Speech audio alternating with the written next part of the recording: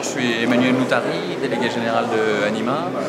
On est venu à Oujda pour 3 jours pour un atelier sur les stratégies de la région en matière d'industrie créative et culturelle. En fait, à la demande de l'agence de l'Oriental, on organise 3 jours de séminaire en présence d'experts anglais, espagnols, belges et marocains, bien entendu, puisqu'on invite aussi plusieurs régions du Maroc qui ont réussi dans ces domaines des industries créatives et culturelles. Voilà.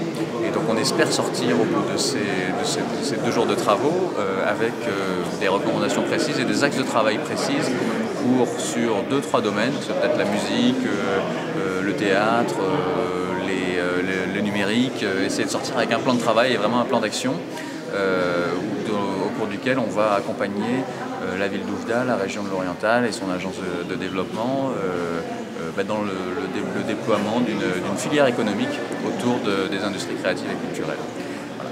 Et on a avec nous plusieurs partenaires internationaux comme le British Council ou l'ONUDI, et on espère les emmener dans cette aventure pour faciliter la vie des artistes et faciliter les moyens qui sont mis à disposition de la création ici dans cette région de l'Oriental.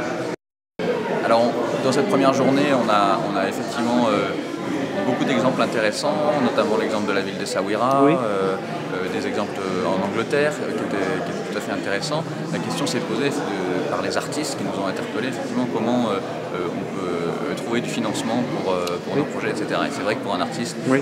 Il y a toujours cette demande auprès des acteurs publics d'avoir du financement public. J'espère qu'on va travailler sur ces modèles économiques dans les mois qui viennent avec les artistes, parce que, à mon avis, il faut, et c'est les avis qui ont été donnés aussi par nos experts anglais, il faut avoir une vision intégrée des choses, c'est-à-dire que la création artistique, elle ne peut pas être déconnectée de sa dimension éducative.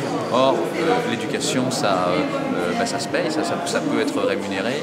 Elle ne peut pas non plus être déconnectée de sa dimension de rayonnement international.